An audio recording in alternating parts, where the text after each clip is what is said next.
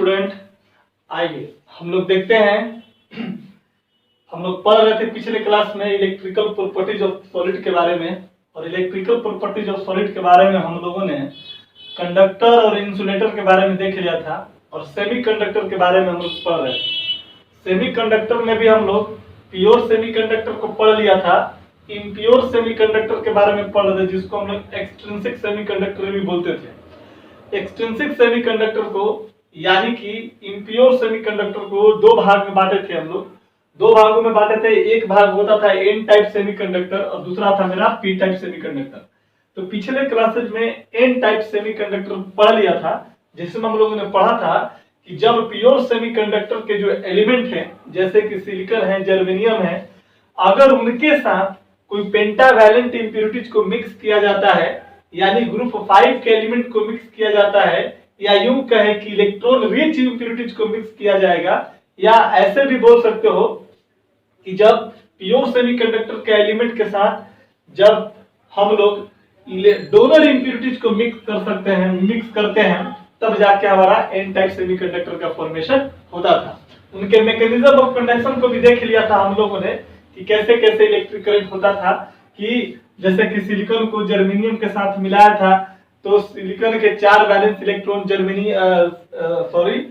Silicon के 4 valence electron arsenic के यानी 5th ग्रुप के एलिमेंट के 4 वैलेंस इलेक्ट्रॉन के साथ कोवैलेंट बॉन्ड बनाता था, और एक इलेक्ट्रॉन जो होता था किसका, इंप्योरिटीज एलिमेंट का, वो फ्री रहता था, जो कुछ क्रिस्टल में मूव करता था और जिसकी वजह से कंडक्शन होता था। आज हम लोग पढ़ने वाले हैं पी टाइप सेमीकंडक्टर के बारे में। तो लिखेंगे हम लोग, ये हम लोग का बी होगा, है ना, लिखेंगे। दूसरा होगा अपना ए बी नंबर जो भी देते हैं या 1 2 जो भी कर देना है, लिखेंगे पी टाइप सेमीकंडक्टर। क्या होता है पी टाइप सेमीकंडक्टर? ये बोलता है क्या कि जब प्योर सेमीकंडक्टर के एलिमेंट के साथ अगर ट्राईवैलेंट इंप्योरिटीज या एक्सेप्टर इंप्योरिटीज को मिक्स करेंगे, तो कहता है कि पी टाइप सेमीकंडक्टर का फॉर्मेशन हो जाता है। लिखेंगे कि when ट्राईवैलेंट इंप्योरिटीज कौन कौन सा होता था आपको पता है। बोरॉन डाल दीजिए, एल्युमिनियम डाल दीजिए, गैलियम डाल दीजिए, ईटीसी, है ना। Gate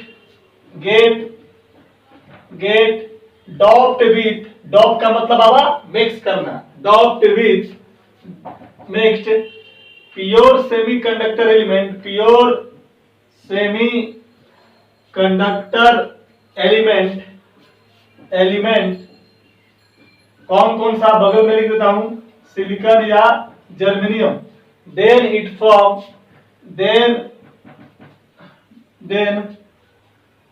form P type semiconductor,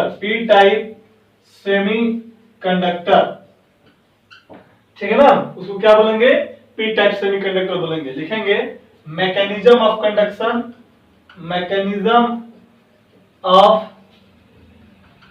लिखेंगे। पी टाइप सेमीकंडक्टर में इलेक्ट्रिकल कंडक्शन का क्या मैकेनिज्म है, जरा सा देख लीजिए। यहां पर हमने बना दिया, कोई भी मान लो कि इस बार जर्मेनियम ले लिया, ठीक है ना, कोई भी ले सकते हैं, सिलिकॉन जर्मेनियम कुछ भी। हमने मान लिया कि जर्मेनियम ले लिया है, और जर्मेनियम के साथ किसको हम लोगों ने मिक्स किया, ये प्योर सेमीकंडक्टर। अब बोरॉन, एल्युमिनियम, गैलियम में से कोई एक ले लो। जैसे मैंने मान लिया कि एल्युमिनियम ले लिया, तो बता दो जर्मेनियम के वैलेंस इलेक्ट्रॉन कितने, 4। तो 1 हो गए, 2 हो गए, 3 हो गए, और कितने हो गए, 4 हो गए। इसके टोटल वैलेंस इलेक्ट्रॉन कितना बाबा, 1 इलेक्ट्रॉन, 2 इलेक्ट्रॉन और कितने, 3 इलेक्ट्रॉन। क्योंकि ट्राईवैलेंट इंप्योरिटीज है, इसका मतलब कि इसके वैलेंस इलेक्ट्रॉन कितना, 3 थर्ड ग्रुप के एलिमेंट है। एल्युमिनियम जो है, इनके पास टोटल मेरे पास 3 वैलेंस इलेक्ट्रॉन, जर्मेनियम के पास टोटल कितने, 4 वैलेंस इलेक्ट्रॉन। और क्या करेगा कि एल्युमिनियम अपने तीनों वैलेंस इलेक्ट्रॉन का इस्तेमाल करके इन जर्मेनियम के 3 वैलेंस इलेक्ट्रॉन के साथ क्या कर लेगा, बॉन्ड बना लेगा। कैसा बॉन्ड, कोवैलेंट बॉन्ड बना लेगा, ठीक है ना। इस तरीके से बॉन्ड बना लिया अपना, ठीक है ना। अब क्या हुआ कि ये वाला जर्मेनियम का ये वाला जो इलेक्ट्रॉन है, ये क्या है, फ्री कंडीशन में, और ये इलेक्ट्रॉन, यही जो हमारा इलेक्ट्रॉन होगा, ये इलेक्ट्रॉन जो होगा ये फ्री होता है, और यही इलेक्ट्रॉन जो फ्री होगा रिस्पॉन्सिबल फॉर कंडक्शन, क्या हो जाएगा, रिस्पॉन्सिबल फॉर कंडक्शन हो जाएगा। तो यहाँ पर भी सेम चीजें जैसे कि हम लोग पढ़े थे उसके केस में हम लोग सेम चीज यहाँ पर भी इस तरीके से एन टाइप सेमीकंडक्टर का ही था। वहां पर क्या था कि इम्प्यूरिटीज का एलिमेंट जो इम्प्यूरिटीज एलिमेंट था उसका इलेक्ट्रॉन फ्री था, वो कंडक्शन के लिए रिस्पॉन्सिबल होता था। इस बार प्योर सेमीकंडक्टर का ही इलेक्ट्रॉन क्या है, फ्री है। तो देखो सेमीकंडक्टर, प्योर जो सेमीकंडक्टर होता है उसका इलेक्ट्रॉन को हम लोग जो है मेजर चार्ज कैरियर नहीं मानते हैं। एन टाइप सेमीकंडक्टर के केस में मेजर चार्ज जो कैरियर होता था इलेक्ट्रॉन कंसीडर किया जाता था। यहाँ पर कहता है कि जब ये इलेक्ट्रॉन अपने जगह को जब छोड़ेगा तो यहाँ पर क्या हो जाएगा, इसके पोजीशन पर पॉजिटिव चार्ज हो जाएगा। क्या हो जाता है, पॉजिटिव चार्ज हो जाएगा। और ये जब यहाँ से निकलेगा बाहर, इलेक्ट्रॉन जब यहाँ से निकल करके जब बाहर इलेक्ट्रॉन जाएगा तो इस पोजीशन को बोलते हैं होल बोलते हैं। क्या बोलते हैं, होल बोलते हैं। और होल पर कैसा चार्ज, पॉजिटिव चार्ज होता है। तो अगर कोई आपसे क्वेश्चन पूछ देगा कि बताओ तो पी टाइप सेमीकंडक्टर के केस में इलेक्ट्रॉन मेजर चार्ज कैरियर होगा कि प्रोटॉन मेजर चार्ज कैरियर होगा, तो क्या बोलेंगे, पॉजिटिव चार्ज किस पे प्रेजेंट होता है, प्रोटॉन पे, पहली बात। दूसरी चीज होता है क्वेश्चन में प्रोटॉन ना दे करके अगर क्वेश्चन में आपको होल दे दिया रहेगा तो क्या बोलेंगे कि hole is the major charge carrier for the conduction of क्या, electricity in case of P type semiconductor में। आप ये क्वेश्चन पूछोगे कि सर पिछले क्लास में तो आपने बताया था कि इसका इलेक्ट्रॉन था, इम्प्यूरिटीज का जो इलेक्ट्रॉन था वो क्या किया था कि इलेक्ट्रॉन फ्री नेचर का था और वो कंडक्शन भाग रहा था, तो वो हमारा इम्प्यूरिटीज था और ये हमारा सेमीकंडक्टर है ना। तो इसके इलेक्ट्रॉन को हम लोग कंसीडर नहीं करेंगे, इसको नहीं मानेंगे कि इसका इलेक्ट्रॉन फ्री है, बल्कि जैसे ही यहाँ पर क्या है कि यहाँ पर 1 2 3 इलेक्ट्रॉन है और इसके पास 4 इलेक्ट्रॉन है, तो प्योर सेमीकंडक्टर क्या करेगा, कोशिश करेगा अपने पोजीशन को छोड़ना, अपने वैलेंस को छोड़ करके क्या करता है, वैलेंस इलेक्ट्रॉन से जा करके कंडक्शन बैंड में चला जाता है। आगे पढ़ेंगे बैंड मैकेनिज्म। तो ये यहाँ से जैसे ही छोड़ता है इसका जगह खाली होता है, जैसे खाली जगह हो जाएगा तो इसको होल बोला गया। क्या बोला गया, इसको होल बोला गया। और जैसे इलेक्ट्रॉन कहीं से निकलता है तो फिर कैसा चार्ज, पॉजिटिव चार्ज हो जाता है। यहाँ पर जो हम पढ़ रहे हैं कि पी टाइप, तो पी टाइप में जो पी जो होता है दिस इज कॉल्ड पॉजिटिव, और एन टाइप में जो होता है एन जो होता है स्टैंड फॉर नेगेटिव होता है, ठीक है ना। तो एन नेगेटिव किसके लिए होता था, इलेक्ट्रॉन का चार्ज नेगेटिव होता था, इसलिए यहाँ पर एन टाइप बोला गया। अब पी का मतलब क्या होता है, प्रोटॉन यानी पॉजिटिव चार्ज होता है, ठीक है ना। तो ये बातें होती है, ठीक है ना। तो बस याद रखिएगा यहाँ पर कि पी टाइप सेमीकंडक्टर में हम लोग क्या करते हैं कि प्योर सेमीकंडक्टर एलिमेंट के साथ ट्राईवैलेंट इम्प्यूरिटीज को मिक्स करते हैं, है ना, तो बनता है P type semiconductor. Mechanism of conduction में वही चीज लिखना है कि जब जर्मेनियम को एल्युमिनियम के साथ डॉप किया जाता है तो जर्मेनियम का 3 वैलेंस इलेक्ट्रॉन होता है जो एल्युमिनियम के अदर 3 वैलेंस इलेक्ट्रॉन के साथ कोवैलेंट बॉन्ड बनाता है। एक इलेक्ट्रॉन इसका फ्री रहता है, जो लॉस जैसे करेगा उस पर पॉजिटिव चार्ज आएगा और ये होल का फॉर्मेशन करता है। और यही होल मतलब पॉजिटिव चार्ज जो होगा इलेक्ट्रॉन कंडक्शन के लिए क्या होगा, रिस्पॉन्सिबल होगा। तो लिख लेंगे हम लोग मैकेनिज्म कंडीशन में, ये लिख करके यहाँ पर फिगर बनाइए, इसको नोट कीजिए, इसको लिखते हैं थोड़ा सा, बोर्ड के एग्जाम में पूछेगा तो लिख दीजिएगा, ठीक है। चलो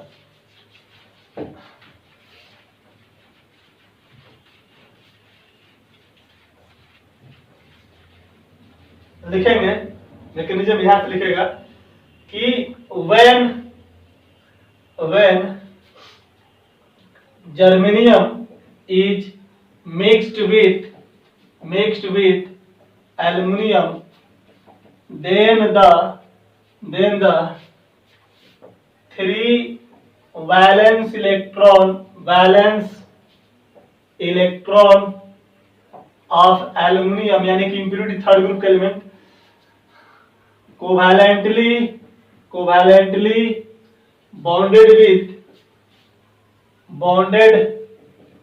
bonded with 3 valence electron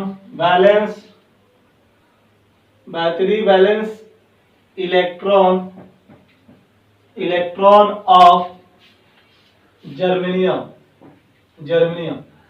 इसके बाद लिखेगा 1 free electron free electron of germanium get mobile in nature लिखेंगे next point when one free electron करो ज्यादा अच्छा रहेगा, one free electron of germanium जो होगा, फ्री इलेक्ट्रॉन ऑफ जर्मेनियम जो होगा लूजेस देयर पोजीशन मतलब कि इस पोजीशन से क्या करेगा, लॉस हो जाएगा, हट जाएगा। Loses their position to create a hole ना, क्या करेगा, होल का क्रिएशन करेगा। और देखेंगे कि इसी में पूरे के बाद दिस होल जो होगा, दिस होल इज रिजेंबल का मतलब समानता, रिजेंबल्स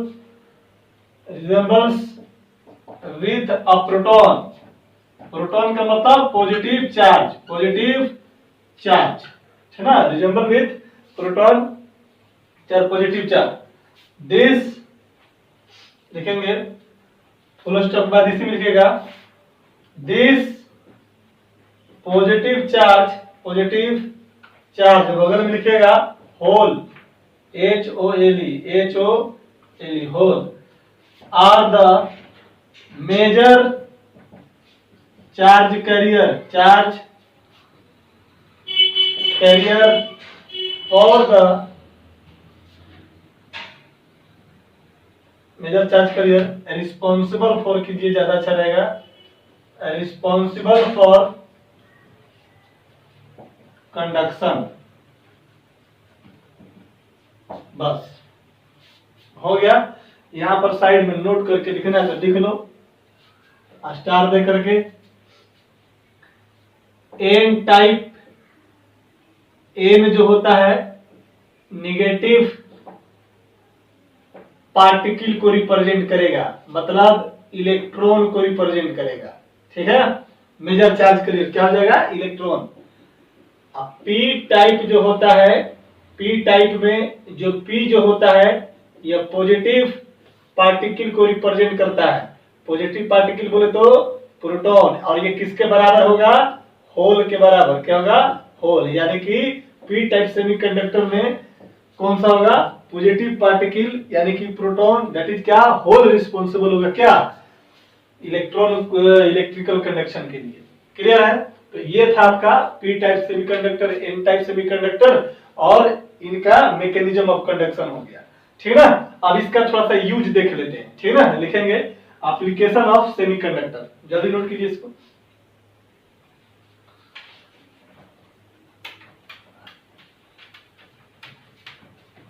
लिखेंगे application of semiconductor.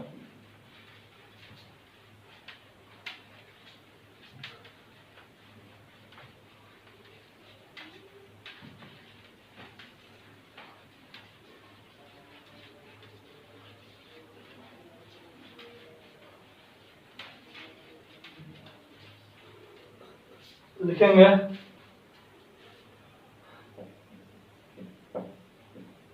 Application of semi conductor.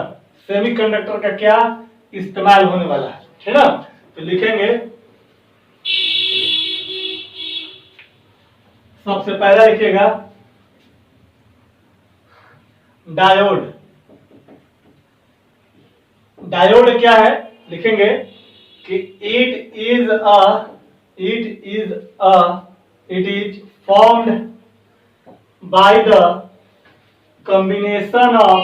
combination of p type and n type semiconductor. याद रखिएगा ये कैसे बनता है डायोड, p टाइप और n टाइप सेमीकंडक्टर के मिलने से बनता है, ठीक ना। फिजिक्स में ये सब मॉडर्न फिजिक्स में डिटेल पढ़ाएंगे सर आप लोग, टोटल चीज पढ़ना है। मैं वही बात करूं जो एनसीईआरटी मेंशन किया हुआ है, ठीक ना। दूसरा पॉइंट लिखेगा कि डायोड जो होता है, diode is work as rectifier. क्या होता है? रेक्टिफायर की तरह काम करेगा। कैसा काम करेगा? रेक्टिफायर का। अब रेक्टिफायर क्या होता है? रेक्टिफायर जो होता है ये क्या करता है कि अल्टरनेटिंग करंट को डायरेक्ट करंट में, यानी कि एसी जो वोल्टेज होता है उसको डीसी वोल्टेज में क्या कर देता है? कन्वर्ट कर देता है। मतलब कि करंट अगर एक डायरेक्शन में जा रहा है तो उसको उसी डायरेक्शन में जाने देगा। मतलब कि सिंगल डायरेक्शन में इलेक्ट्रिक करंट के फ्लो को क्या करता है? बहाता है। फ्लो करने के लिए उसको मेंटेन करता है कि करंट जो है सिर्फ और सिर्फ एक डायरेक्शन में जाए। अल्टरनेटिंग करंट का मतलब होता है कि जिसका डायरेक्शन क्या हो? चेंज हो जाए, अल्टर करता हो। डायरेक्ट करंट डीसी जिसको बोलते हैं उसका मतलब कि करंट क्या हो? सिर्फ एक डायरेक्शन में होता है। तो लिख देंगे यहां पर कि रेक्टिफायर हो गया। उसके बाद लिख लो कि रेक्टिफायर कन्वर्ट एसी का मतलब अल्टरनेटिंग करंट इंटू डीसी, बगल में लिखेगा डायरेक्ट करंट। इसका मतलब क्या हो जाएगा? दैट इज रेक्टिफायर मेंटेन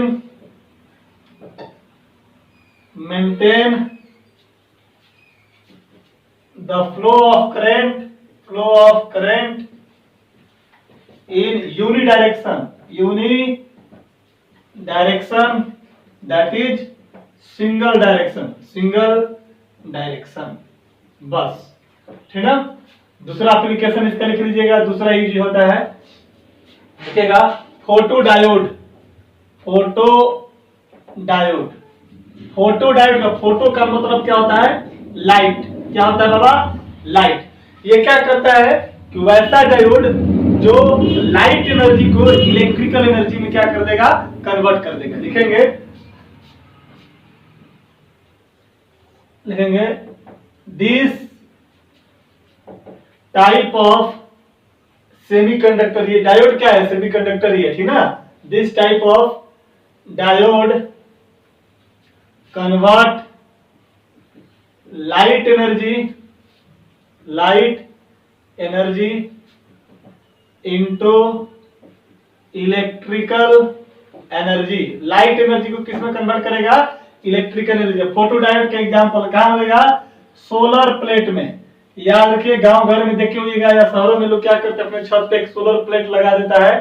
तो सोलर प्लेट में क्या होता है कि सन का जो लाइट होता है उस लाइट को क्या करता है? वो इलेक्ट्रिकल एनर्जी में कन्वर्ट कर देता है। तो उसके लिए जो डायोड इस्तेमाल किया जाता है वो भी क्या एक प्रकार का सेमीकंडक्टर है। और उसमें क्या होता है कि हम लोग सेमीकंडक्टर जो होता है, यानी जो डायोड होता है, वो ये काम करता है का लाइट एनर्जी को इलेक्ट्रिकल एनर्जी में कन्वर्ट करता है। इसीलिए उसको बोला गया क्या?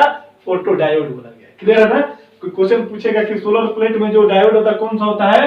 तो फोटो डायोड होता है। ठीक है, चलिए ये हो गया। एक लास्ट एप्लीकेशन है इसका, मिटा देते हैं इसको, जल्दी नोट कीजिए। लास्ट एप्लीकेशन है इसका ट्रांजिस्टर। क्या होता है ट्रांजिस्टर? ट्रांजिस्टर लिखेंगे हम लोग तीसरा, ट्रांजिस्टर क्या होता है? यहाँ पर it is formed by the sandwiching of one semiconductor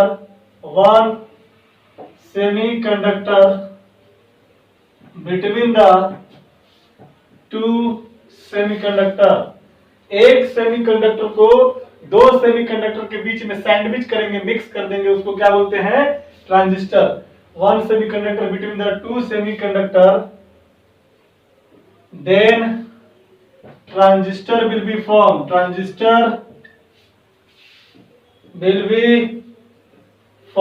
transistor क्या करेगा? फॉर्म कर जाएगा। ठीक ना?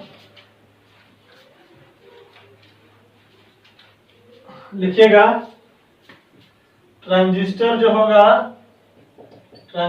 होगा दो प्रकार का, यहाँ पर ऐसे करता हूं, एक लिखेगा NPN, तो N for N type semiconductor, P for P type semiconductor और फिर N for N type semiconductor. तो ये दो N टाइप सेमीकंडक्टर के बीच में जब P टाइप सेमीकंडक्टर को जो सैंडविच किया जाता है बीच में क्या, तो उसको बोलते हैं क्या हम लोग, ट्रांजिस्टर। तो ये हो गया दो प्रकार का, कौन कौन है, NPN ट्रांजिस्टर, NPN ट्रांजिस्टर और दूसरा होता है PNP ट्रांजिस्टर होता है,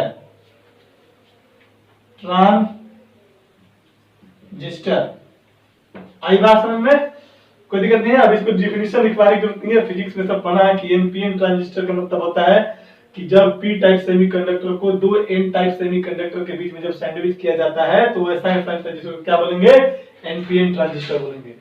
फिर होता है P type semi, PNP transistor का मतलब होता है कि जब N टाइप सेमीकंडक्टर को दो P टाइप सेमीकंडक्टर के बीच में जब सैंडविच किया जाएगा तो वो कौन होगा ना, PNP ट्रांजिस्टर का फॉर्मेशन होता है। एक्चुअली में ट्रांजिस्टर वर्क क्या करता है कि ऑडियो सिग्नल होता है, इलेक्ट्रिकल सिग्नल जो होता है उसको क्या करता है, वो एम्पलीफाई कर देता है, उसकी फ्रीक्वेंसी को क्या करता है, बढ़ा देता है। मॉड्यूलेशन, डीमॉड्यूलेशन, ये सब जितने भी प्रोसेसेस हैं सब इसके अंतर्गत पढ़ा जाएगा, ठीक ना। तो यहाँ पर लिख लो, यहाँ पर कर लीजिए इसको, द ट्रांजिस्टर इज, ये दूसरा पॉइंट है, तीसरा पॉइंट है, the transistor is used in amplification of electrical signal ATC कर दीजिए, ठीक ना। इलेक्ट्रिकल सिग्नल का मतलब होता है बहुत सारा जो इलेक्ट्रिकल पावर है उसको क्या कर देगा, बढ़ा देगा, ठीक है ना। एम्पलीफाई का मतलब होता है उसके पावर को बढ़ाना, एम्पलीफाई करते किसी चीज का। तो ये था आपका क्या हो गया मेरे भाई, सेमीकंडक्टर हो गए टाइप ऑफ, यानी कि यहाँ तक इलेक्ट्रिकल प्रॉपर्टीज ऑफ मैटर भी आपका समाप्त हो गया। अब इसमें एक चीज पढ़ना है, बैंड थ्योरी, ठीक ना। जैसे कोई मेटल है, नॉन मेटल है ना, या इंसुलेटर है या सेमीकंडक्टर है, जो भी है, तो उसमें किस तरीके का बैंड थ्योरी होता है और बैंड थ्योरी के आधार पर किस तरीके से किसी भी मटेरियल में इलेक्ट्रिकल कंडक्शन होता है उसको हम लोग देखते हैं। लिखेंगे, इसको पढ़ाइए जल्दी से, नोट कीजिए। चलो आते हैं हम लोग लिखते हैं बैंड थ्योरी ऑफ कंडक्शन।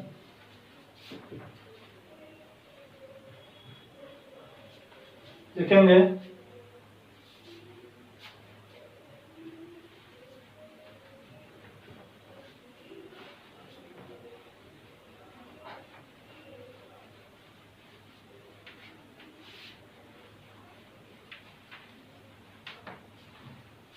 देखिएगा,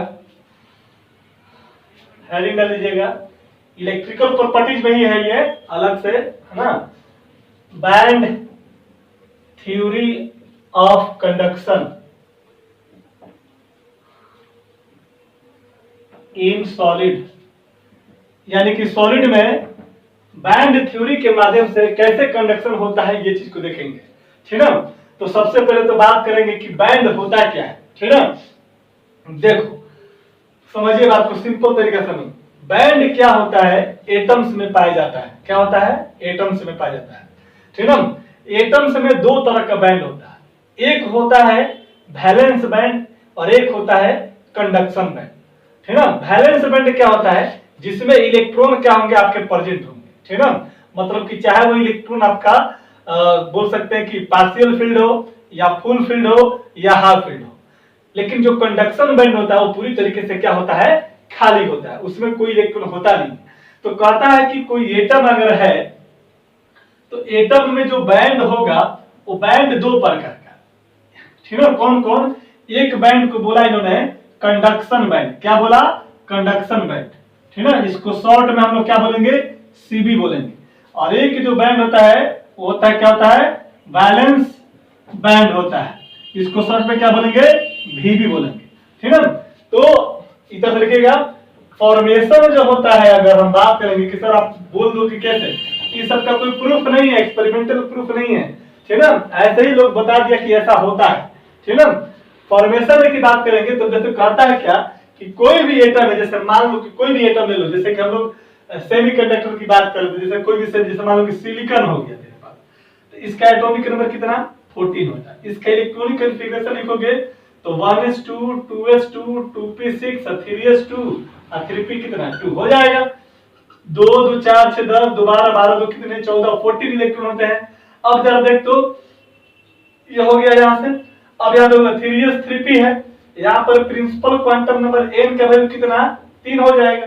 जब n का वैल्यू जब 3 है तो n का वैल्यू 0 हो सकता है, 1 हो सकता है, और n-1 बताए थे तो यहाँ पर 2 हो जाएगा। 3 में से घटाने में कितना बचेगा 2। तो बताओ जब l बराबर 0 तो सबसे कौन सा s, l बराबर 1 तो सबसे कौन सा p, l बराबर 2 तो सबसे कौन सा d। यानी कि सिलिकॉन के पास आपके पास क्या है d ऑर्बिटल भी क्या है खाली है। इस तरह से d ऑर्बिटल भी क्या होता है खाली होता है, तो d ऑर्बिटल भी खाली है। तो d ऑर्बिटल तो इसमें इलेक्ट्रॉन क्या है, इसमें इलेक्ट्रॉन आपके पास नहीं है, और यहाँ पर क्या आपके पास इलेक्ट्रॉन है, तो इसको हम लोग बोलेंगे वैलेंस बैंड। क्या बोलेंगे इसको वैलेंस बैंड, और इसको हम लोग क्या बोलेंगे कंडक्शन बैंड बोलेंगे।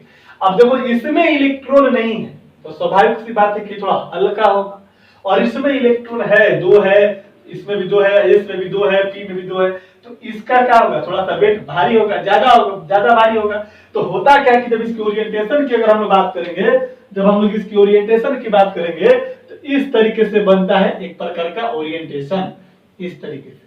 ठीक है, ये जो है हमारा ऊपर वाला देखो इसमें क्या है इलेक्ट्रॉन नहीं है, जब इलेक्ट्रॉन नहीं है तो हल्का होगा तो क्या हो जाएगा ऊपर की तरफ रहेगा, और जिसमें इलेक्ट्रॉन प्रेजेंट रहेगा वो भारी होगा, वो क्या हो जाएगा नीचे की तरफ हो जाएगा। This is called valence band and this is called conduction band. ठीक है, तो यहाँ पर इलेक्ट्रॉन वैलेंस बैंड में क्या रहता है आपका इलेक्ट्रॉन प्रेजेंट रहेगा, चाहे वो इलेक्ट्रॉन फुल फील्ड हो, हाफ फील्ड हो या पार्शियल फील्ड हो, यानी कुछ ना कुछ इसके अंदर इलेक्ट्रॉन क्या करेंगे इलेक्ट्रॉन इसके अंदर रहेंगे। अब मैकेनिज्म क्या बोलता है, बॉन्ड फॉर्मेशन समझ में आ गया, बॉन्ड फॉर्मेशन समझ आ गया। क्या बोलेंगे बॉन्ड फॉर्म कि किसी भी एटम में बैंड होते हैं, बैंड कितने प्रकार के 2 प्रकार के, एक होगा कंडक्शन बैंड और दूसरा कौन सा होगा मेरा वैलेंस बैंड होगा। कंडक्शन बैंड और वैलेंस बैंड कैसे बनता है, तो कोई भी एटम का जब देखोगे तो उस एटम में जब इलेक्ट्रॉनिक कॉन्फ़िगरेशन करेंगे तो उनके एक्चुअली में बैंड एक्चुअली में है क्या ऑर्बिटल्स हैं, ठीक है। तो अगर जिस ऑर्बिटल में इलेक्ट्रॉन है उसको हम लोग बोलेंगे वैलेंस बैंड, और जिस ऑर्बिटल में इलेक्ट्रॉन नहीं है उसको क्या बोलेंगे कंडक्शन बैंड बोलेंगे।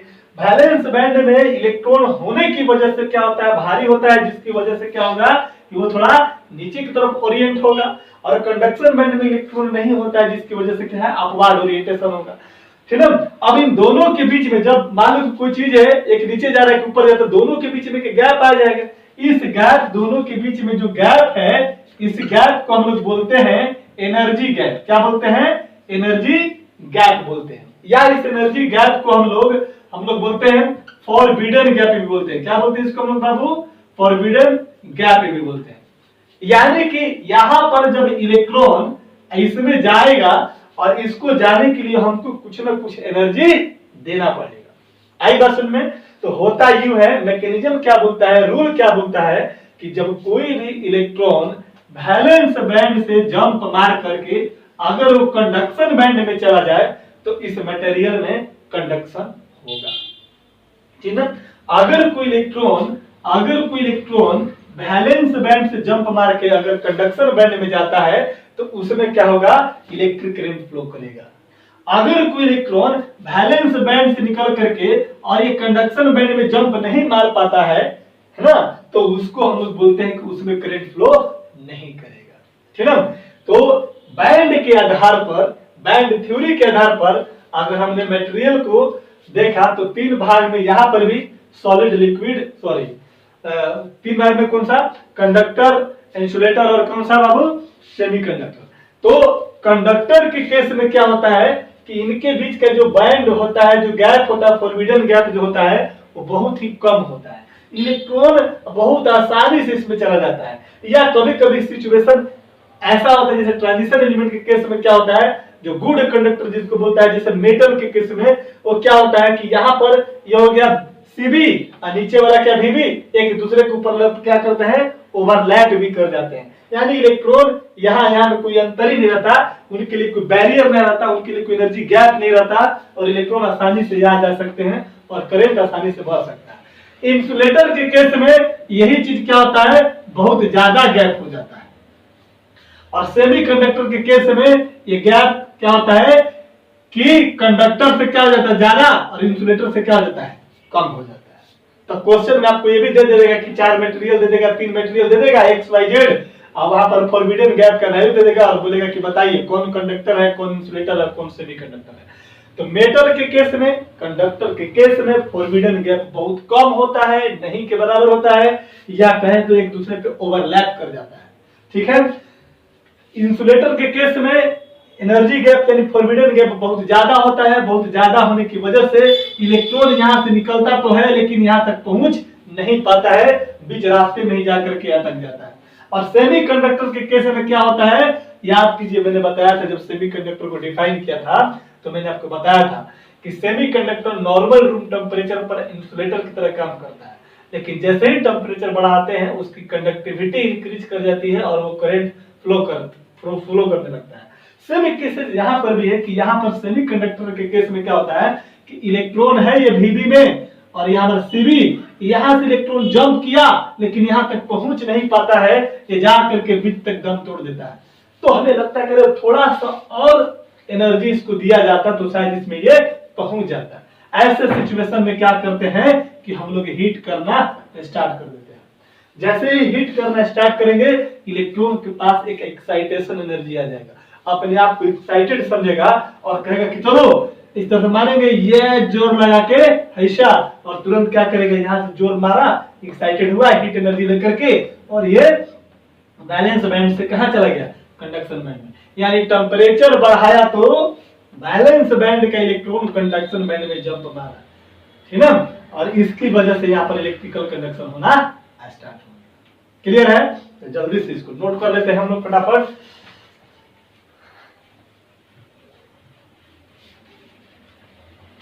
इसको समझा रहा था, समझाने के लिए इसको लिखा था इस तरह से, ठीक ना।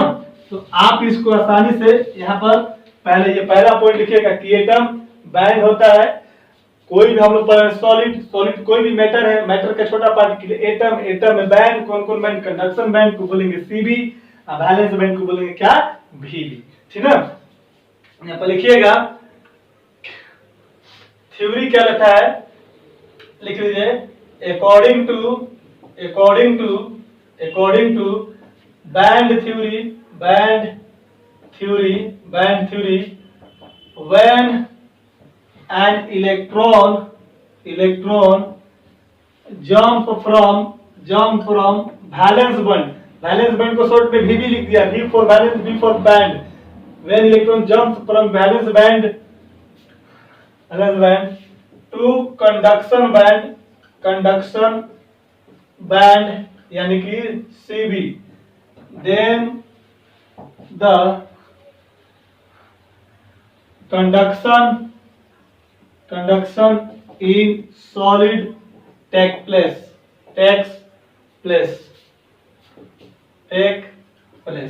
यही मेन थ्योरी है कि जब हम लोग क्या करते हैं कि जब कोई इलेक्ट्रॉन जंप करेगा कहां से, फ्रॉम वैलेंस बैंड से कहां तक जाएगा, कंडक्शन बैंड में, देन कंडक्शन इन सॉलिड क्या होता है, टेक्स प्लेस होता है, मतलब कंडक्शन होगा।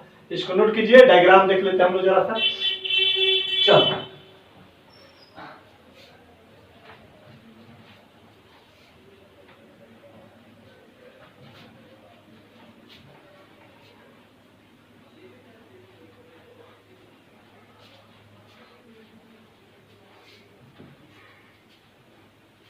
यहां पर बैंड डायग्राम देखो, पहले हम सिंपल बैंड बना देता हूं मैं, फिर अलग अलग बना दूंगा।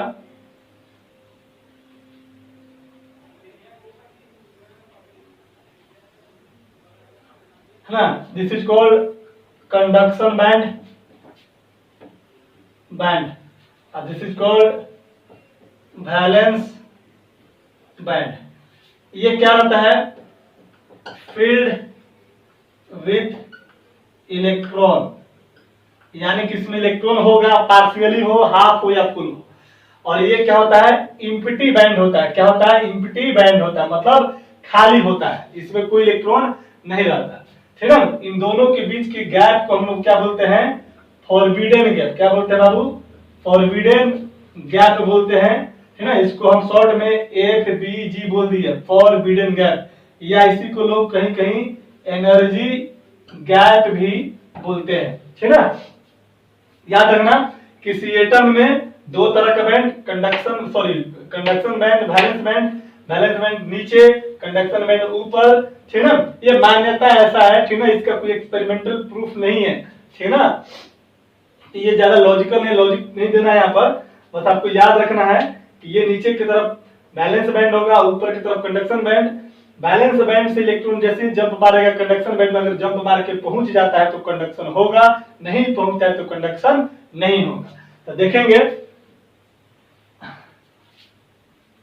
ए में कर दीजिएगा फॉर कंडक्टर मेटल, है ना। मेटल क्या होता है, कंडक्टर होता है, तो कंडक्टर पूछ दे या मेटल पूछ दे सेम चीज होता है।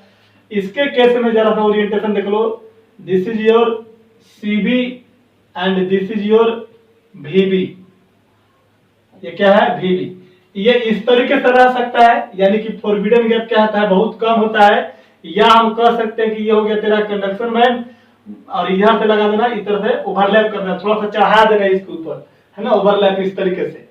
है ना, तो ये हो गया आपका CB, या हो गया आपका VB। तो यहाँ पर जो इलेक्ट्रॉन होता है वो बहुत आसानी से इसके पास चला जाता है, और यहाँ पर तो और भी ओवरलैप करेगा, तो इसको थोड़ा सा भी एनर्जी की जरूरत नहीं है, क्योंकि गैप एनर्जी गैप है ही नहीं, अगर है भी तो बहुत नहीं के बराबर, बहुत कम होगा। तो ये हो गया आपका कंडक्टर के केस में, यानी बोल सकते हैं इसके कंडक्टर केस में, द वैल्यू ऑफ FBD का मतलब forbidden gap, FBG forbidden gap will be very list, माने सबसे कम होगा। बी में जरा देख लो, जल्दी से करो तो हो गया, इधर देखो।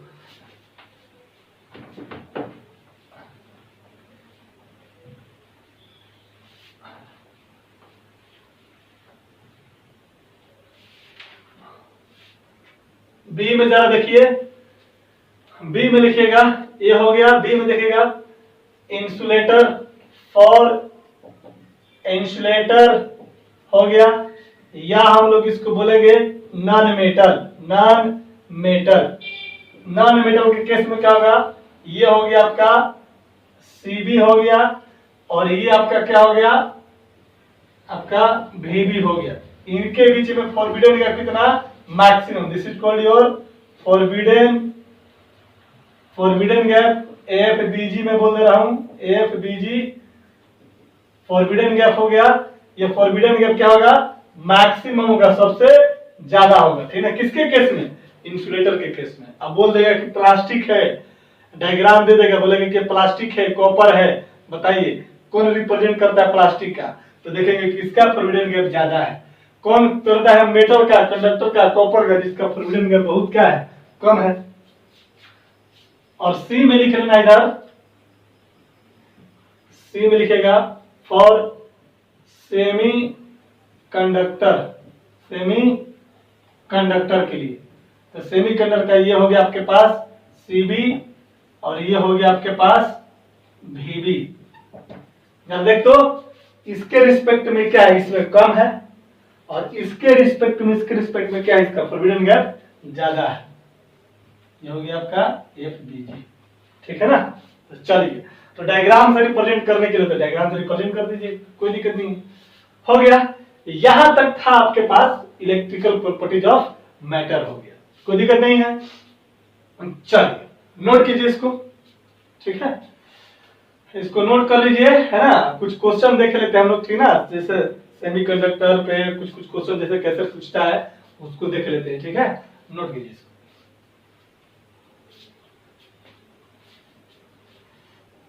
चलिए, बैंड थ्योरी क्या है, जब वैलेंस बैंड का इलेक्ट्रॉन कंडक्शन बैंड में जंप मार के पहुंच जाए तो इलेक्ट्रिक करंट होगा, और नहीं जाएगा तो पॉसिबल नहीं है ना। सेमीकंडक्टर के केस में जो फोरबिडन गैस का वैल्यू होता है वो कंडक्टर से ज्यादा होता है और इंसुलेटर से कम होता है, ठीक है। चलो देखो, अब ये मत बोलना कि सर यहाँ पर ये हमारा CB है, यहाँ पर VB है और इतना गैप है और हम लोग इसको हीट करेंगे तो क्या इलेक्ट्रॉन यहाँ से आ चले, नहीं। इंसुलेटर के केस में कितना भी हीट दीजिएगा ये यहाँ से आने जाएगा। सेमीकंडक्टर के केस में थोड़ा कम होता है, इलेक्ट्रॉन नहीं जाता है अपने मन से नॉर्मल रूम टेम्परेचर पे, तो थोड़ा सा हीट करते हैं, एनर्जी देते हैं तो तुरंत जंप करता रहता है, ठीक है ना। चलिए लिखिए, तो क्वेश्चन ज्यादा नहीं, एक दो क्वेश्चन है कि when germanium is doped with arsenic then it form a में N टाइप, B में P type.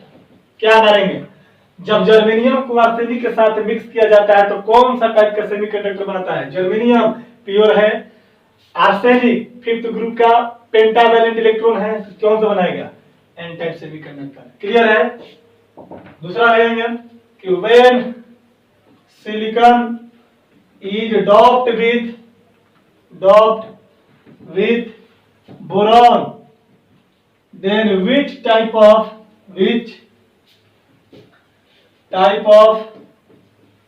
semiconductor will be formed, बताओ, N टाइप या P टाइप। क्या मारेंगे, सिलिकॉन फोर्थ ग्रुप का एलिमेंट है, प्योर सेमीकंडक्टर एलिमेंट, ये बोरॉन थर्ड ग्रुप का एलिमेंट है, ट्राईवैलेंट इम्प्योरिटी। तो जब सिलिकॉन को यानी फोर्थ ग्रुप के एलिमेंट को जब ट्राईवैलेंट इम्प्योरिटी के साथ मिक्स करते हैं तो क्या बनता है, बताओ, N टाइप की P टाइप बनता है। अरे हम लोग सब इसी टाइप का ऑब्जेक्टिव क्वेश्चन पूछेगा, मतलब कि बोर्ड के एग्जाम में सेमीकंडक्टर से हिसाब से, ठीक है ना, केमिस्ट्री में अगर पूछा तो। बाकी अगर और क्वेश्चन को टफ करना है तो आपको फिजिक्स में टफ करके पूछेगा, ठीक है। और यहाँ से इस सेक्शन से यही सब क्वेश्चन आता है, ठीक है ना। चलिए हो गया, मिटा दें इसको। चलो हम लोग एक क्वेश्चन और देखो,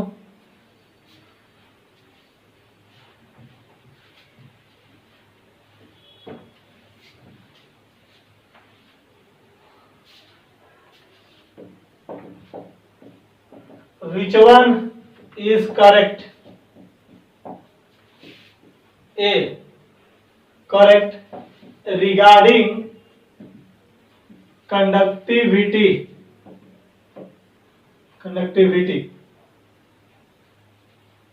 ध्यान तो ए में लिखेगा मेटल, प्लास्टिक,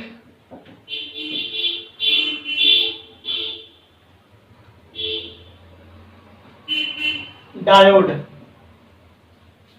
बी में प्लास्टिक, मेटल, ऐसे कर दो, प्लास्टिक, मेटल, डायोड। सी में लिखेगा डायोड, प्लास्टिक, मेटल। डी में लिखेगा मेटल, डायोड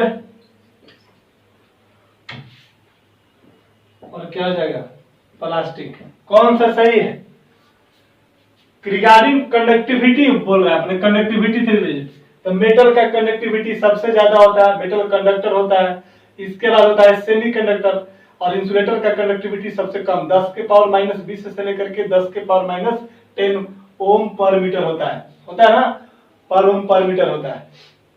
देखो तो ये सबसे लास्ट में चल जाएगा, इसका कंडक्टिविटी मेटल और इंसुलेटर के बीच में होता है। मेन पॉइंट कौन सा हो जाएगा, सबसे ज्यादा ये कंडक्टर, ये सेमीकंडक्टर, ये क्या है, इंसुलेटर। ये क्या हो गया आपका, कंडक्टर हो गया, ये क्या हो गया, सेमीकंडक्टर हो गया, सेमीकंडक्टर हो गया, और ये क्या हो गया आपका, इंसुलेटर। देखो बाबू क्वेश्चन कनेक्ट करके देगा, अब आप बोलोगे कि सर तो सेमीकंडक्टर, कंडक्टर, इंसुलेटर बताया था, यहाँ तो मेटल दे दिया, तो मेटल क्या होता है? कंडक्टर होता है।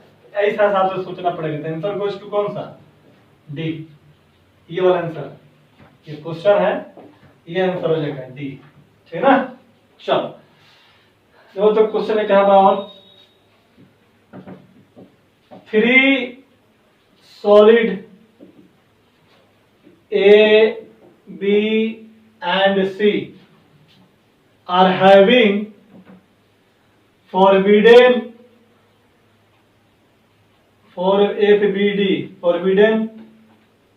gap,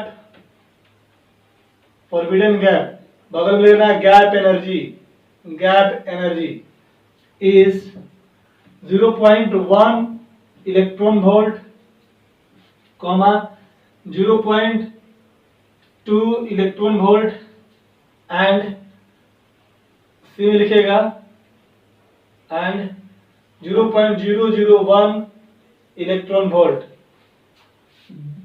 respectively.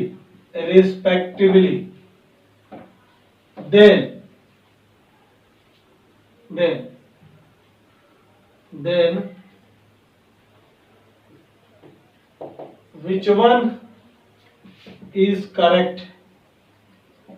लिखेगा ए में कैपिटल ए इंसुलेटर, बी में लिखेगा बी इज द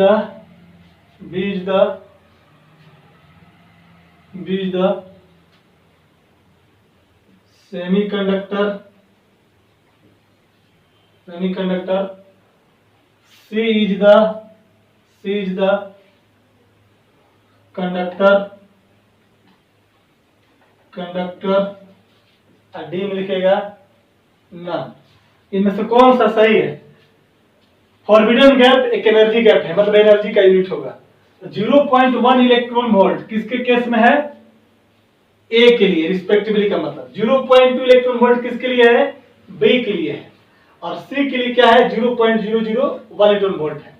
तो देखो, तो इसका एनर्जी गैप 0.1 ए के लिए, और इसका जो है 0.2 इलेक्ट्रॉन वोल्ट, इसका एनर्जी गैप ज्यादा होगा। तो यानी कि बी जो होना चाहिए मेरा इंसुलेटर, यहाँ पर दिया ए इंसुलेटर, जो कि गलत है। बी दिया हुआ सेमीकंडक्टर, जबकि होना क्या चाहिए? ए सेमीकंडक्टर, और इसका एनर्जी गैप बहुत कम है, तो इसको क्या होना चाहिए? बोलो, मेटल होना चाहिए, कंडक्टर होना चाहिए। ये वाला सी क्या हो जाएगा? करेक्ट हो जाएगा, है ना। आपसे डायग्राम देकर बता देगा कि बताइए कौन सा डायग्राम किसके लिए रिस्पॉन्सिबल है। तो भी डायग्राम दिखाया था। तो यहां तक था फ्रेंड्स आपका इलेक्ट्रिकल प्रॉपर्टीज ऑफ सॉलिड। अब रह गया आपका मैग्नेटिक प्रॉपर्टीज, ठीक ना। तो जल्दी से इसको नोट कीजिए, देखते हैं आगे मैग्नेटिक प्रॉपर्टीज के बारे में, ठीक है ना। ठीक है, नोट कीजिए।